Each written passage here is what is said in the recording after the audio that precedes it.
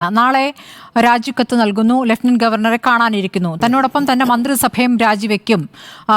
സഭയിൽ വിശ്വാസം തേടും. അതിനുശേഷം പുതിയ മന്ത്രിസഭ വരട്ടെ, പുതിയ മുഖ്യമന്ത്രി ഉണ്ടാകും. അതിനുശേഷം പുതിയ മന്ത്രിസഭ വരട്ടെ എന്നാണ് ഇപ്പോൾ കേജ്രിവാൾ പറയുന്നത്. ഇത് ഒരു രാഷ്ട്രീയ തന്ത്രമാണോ? ധാർമ്മികത ഉയർത്തിപ്പിടിക്കുന്നു എന്നുള്ളത് എക്കാലത്തും കേജ്രിവാൾ പറഞ്ഞിട്ടുള്ള ഒരു കാര്യമാണ്. അങ്ങനെ ധാർമ്മികതയിൽ ഊന്നിക്കൊണ്ട് തെരഞ്ഞെടുപ്പ് സമയത്ത് ജാമ്യത്തിലിറങ്ങി പ്രചാരണം നടത്തി. പക്ഷേ ലോക്സഭാ തെരഞ്ഞെടുപ്പിൽ അത് ഒരു തരത്തിലും ഗുണം ചെയ്തിട്ടില്ല എന്നുള്ളത് നമ്മൾ കണ്ടതാണ്. അപ്പോൾ ഇനി ജനം തീരുമാനിക്കട്ടെ, ജനവിധി വരട്ടെ എന്ന രൂപത്തിലേക്ക് അതിനെ വ്യാഖ്യാനിക്കുകയും പുതിയൊരു മുഖ്യമന്ത്രിയെ അവിടെ അവരോധിക്കുകയും ചെയ്യുന്നത് ഒരു രാഷ്ട്രീയ തന്ത്രമായിട്ടാണ് ഡോക്ടർ മോഹൻ വർഗീസ് കാണേണ്ടത്. ബാക്കി ഈ കേസുമായി ബന്ധപ്പെട്ടുള്ള രാഷ്ട്രീയം അവിടെ വേറെ നിൽക്കുന്നു. അത് എങ്കിൽ പോലും തീർച്ചയായിട്ടും സ്മൃതി, ഇതൊരു രാഷ്ട്രീയ തന്ത്രം തന്നെയാണ്. കഴിഞ്ഞ പ്രാവശ്യം പാളിപ്പോയ ഒരു തന്ത്രം, അത് സ്വല്പം കൂടി അലകും പിടിയുമെല്ലാം മാറ്റി അത് അവതരിപ്പിച്ചിരിക്കുകയാണ്.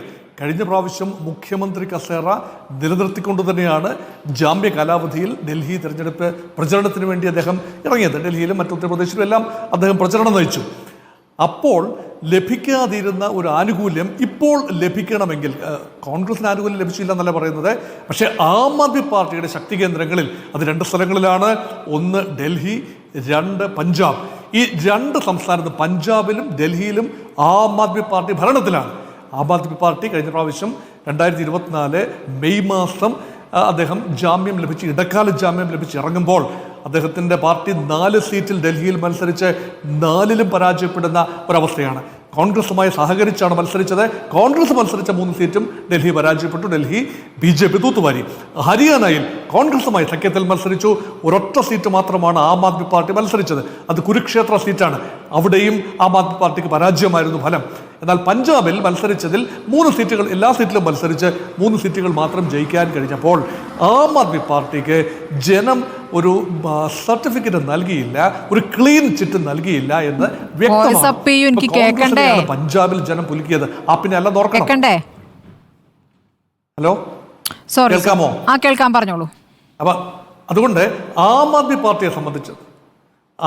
പാർട്ടിയെ സംബന്ധിച്ചിടത്തോളം കേജ്രിവാളിന് ഒരു പുതുജന്മം ലഭിക്കണമെങ്കിൽ സ്ഥാനത്യാഗം എന്ന ഒരു നാടകം അത്യന്താപേക്ഷിതമായിട്ട് വരുന്നു.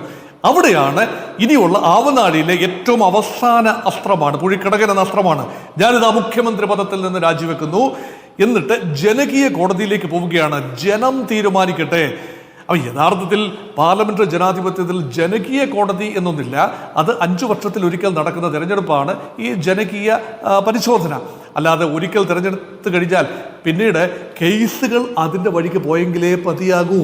നിയമപീഠത്തിന് മുന്നിലുള്ള കേസുകളിൽ ജനകീയ വിധി കൊണ്ട്, അല്ലെങ്കിൽ പോപ്പുലർ മാൻഡേറ്റ് ഒരിക്കലും ജുഡീഷ്യൽ വേർഡിക്റ്റിനുള്ള റീപ്ലേസ്മെൻ്റ് അല്ല. അതിനൊരു മോറൽ വിക്ടറിയായി കേജ്രിവാൾ കണക്കാക്കുന്നത് കൊണ്ടാണ്. അത് മാത്രമല്ല, കേജ്രിവാൾ ഇപ്പോൾ രാജിവെക്കാൻ പോകുന്നു. രാജിവെച്ച് കഴിഞ്ഞാൽ മുഖ്യമന്ത്രിയാണ് രാജിവെക്കാൻ പോകുന്നത്. പാർലമെന്ററി ജനാധിപത്യത്തിൽ സ്മൃതി, മുഖ്യമന്ത്രി രാജിവെച്ചാൽ അല്ലെങ്കിൽ പ്രധാനമന്ത്രി രാജിവെച്ചാൽ എൻറ്റയർ മിനിസ്ട്രി രാജിവെച്ചതായി പരിഗണിക്കും. അപ്പോൾ ഒരു പുതിയ മന്ത്രിസഭ ഉണ്ടാകണം, പുതിയ മുഖ്യമന്ത്രി ഉണ്ടാകണം. ആ മുഖ്യമന്ത്രിയുടെ പ്രൊറോഗറ്റീവാണ് ആരെല്ലാമാണ് ഡൽഹിയിലെ പുതിയ മന്ത്രിസഭയിൽ ഉണ്ടാകേണ്ടത്. ഇപ്പോഴത്തെ നിലയനുസരിച്ച് കഴിഞ്ഞ മന്ത്രിസഭയിലെ ഏതാണ്ട് എല്ലാവരും തന്നെ തുടരുകയും ഒരു പുതിയ മുഖ്യമന്ത്രി വരികയും ചെയ്യുക എന്നത് മാത്രമാണ്. അപ്പം അവിടെയും വിഷയങ്ങൾ അവിടെ അവസാനിക്കുന്നില്ല.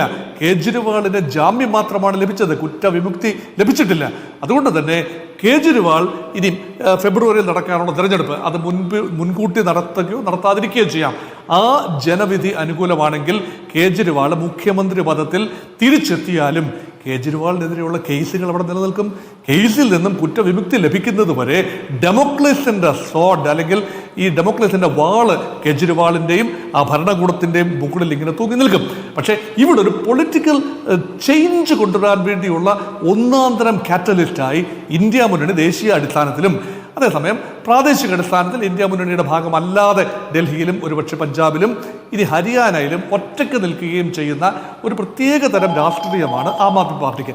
ആ രാഷ്ട്രീയം കൊണ്ട് എത്രത്തോളം മുന്നോട്ട് പോകാനൊക്കും എന്നത് സംശയമാണ്. അത് മാത്രമല്ല, അഴിമതി വിരുദ്ധതയുടെ രാഷ്ട്രീയം മുന്നോട്ട് കൊണ്ടുപോകണമെങ്കിൽ കുറേയൊക്കെ കുറ്റവിമുക്തി നേടി പുറത്തു വന്നെങ്കിൽ മാത്രമേ സാധിക്കൂ. ജനവിധി കൊണ്ട് മാത്രം അത് സാധിക്കില്ല.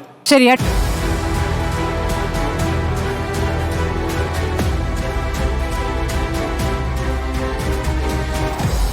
വിത്ത് സ്മൃതി പരുത്തിക്കാട്.